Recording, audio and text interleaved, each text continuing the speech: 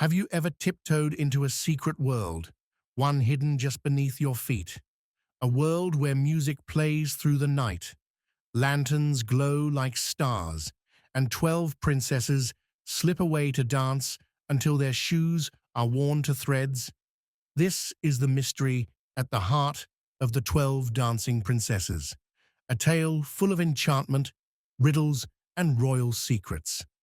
This magical story was first collected by the brothers Grimm and published in 1815, but legends like it have been told across Europe for centuries. Some believe the tale may have roots in even older folklore, where enchanted journeys and nightly dances represented the boundary between the known world and the mysterious realms beyond. In French and Slavic stories, similar themes appear: sisters disappearing, doors opening to underground kingdoms, and brave souls trying to break a spell. So whether you're hearing it for the first time or the 100th, you're about to journey into a story that's been whispered across generations. What secret could possibly cause 12 royal sisters to vanish each night? And who will be clever enough to uncover the truth? Pull up a cozy seat, and let's step into the moonlit halls of mystery together.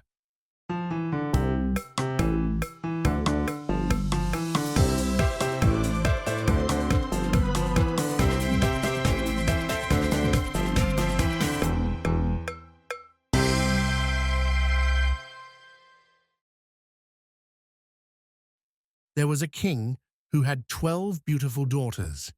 They slept in 12 beds, all in one room. And when they went to bed, the doors were shut and locked up. But every morning, their shoes were found to be quite worn through, as if they had been danced in all night. And yet nobody could find out how it happened or where they had been. Then the king made it known to all the land that if any person could discover the secret and find out where it was that the princesses danced in the night, he should have the one he liked best for his wife and should be king after his death. But whoever tried and did not succeed after 3 days and nights should be put to death. A king's son soon came. He was well entertained, and in the evening was taken to the chamber, next to the one where the princesses lay in their 12 beds.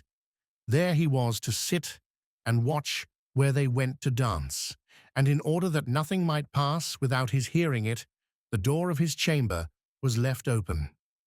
But the king's son soon fell asleep, and when he awoke in the morning, he found that the princesses had all been dancing, for the soles of their shoes were full of holes. The same thing happened the second and third night, so the king ordered his head to be cut off. After him came several others, but they had all the same luck and all lost their lives in the same manner. Now it chanced that an old soldier, who had been wounded in battle and could fight no longer, passed through the country where this king reigned. And as he was traveling through a wood, he met an old woman who asked him where he was going. "I hardly know where I am going, or what I had better do," said the soldier, "but I think I should like very well to find out where it is that the princesses dance, and then in time I might be a king." "Well," said the old dame, "that is no very hard task. Only take care not to drink any of the wine which one of the princesses will bring to you in the evening, and as soon as she leaves, you pretend to be fast asleep. Then she gave him a cloak and said, As soon as you put that on, you will become invisible, and you will then be able to follow the princesses wherever they go." When the soldier heard all this good counsel, he determined to try his luck. So he went to the king and said he was willing to undertake the task. He was as well received as the others had been, and the king ordered fine royal robes to be given him. And when the evening came, he was led to the outer chamber. Just as he was going to lie down, the eldest of the princesses brought him a cup of wine, but the soldier threw it all away secretly, taking care not to drink a drop. Then he laid himself down, on his bed, and in a little while began to snore very loud, as if he was fast asleep. When the 12 princesses heard this, they laughed heartily, and the eldest said, This fellow too might have done a wiser thing than lose his life in this way. Then they rose up and opened their drawers and boxes and took out all their fine clothes and dressed themselves at the glass and skipped about as if they were eager to begin dancing. But the youngest said, I don't know how it is. While you're so happy, I feel very uneasy. I am sure some mischance will befall us. You simpleton. said the eldest. You are always afraid. Have you forgotten how many kings' sons have already watched in vain? And as for this soldier, even if I had not given him his sleeping draught, he would have slept soundly enough. When they were all ready, they went and looked at the soldier. But he snored on and did not stir hand or foot. So they thought they were quite safe.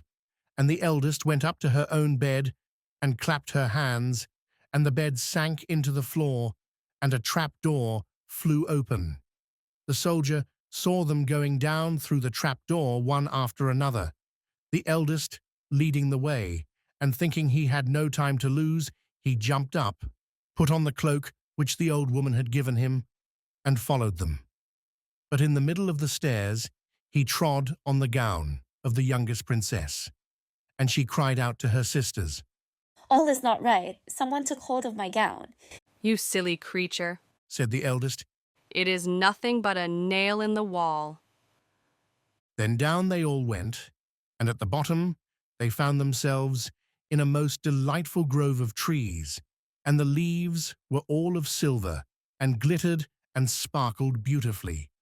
The soldier wished to take away some token of the place, so he broke off a little branch, and there came a loud noise from the tree. Then the youngest daughter said again, I am sure all is not right. Did not you hear that noise? That never happened before. but the eldest said, It is only our princes who are shouting for joy at our approach. Then they came to another grove of trees, where all the leaves were of gold, and afterwards to a third, where the leaves were all glittering diamonds. And the soldier broke a branch from each, and every time there was a loud noise, which made the youngest sister tremble with fear. But the eldest still said it was only the princes who were crying for joy. So they went on till they came to a great lake, and at the side of the lake there lay 12 little boats, with 12 handsome princes in them, who seemed to be waiting there for the princesses. One of the princesses went into each boat, and the soldier stepped into the same boat with the youngest. As they were rowing over the lake, the prince who was in the boat with the youngest princess and the soldier said, I do not know why it is, but though I am rowing with all my might, we do not get on so fast as usual, and I am quite tired. The boat seems very heavy today. It is only the heat of the weather, said the princess. I feel it very warm too.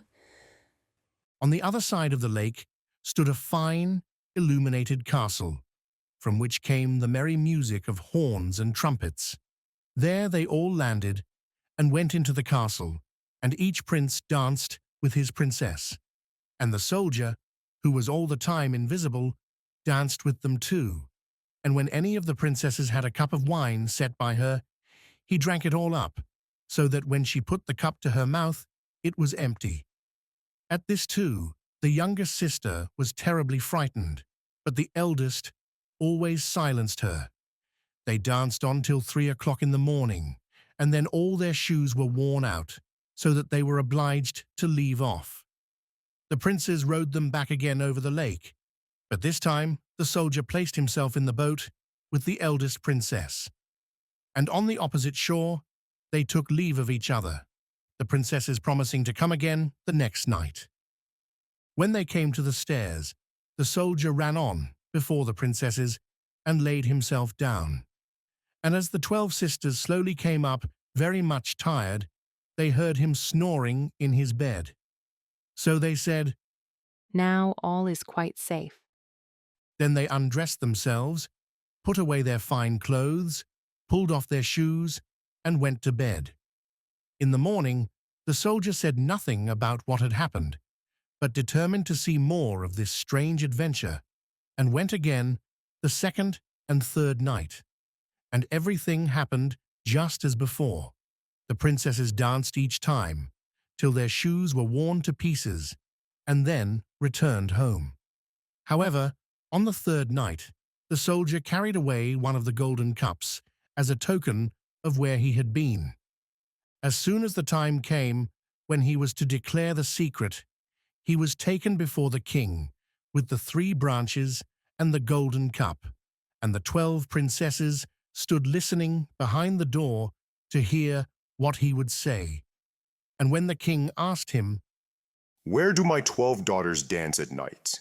he answered, With 12 princes in a castle underground?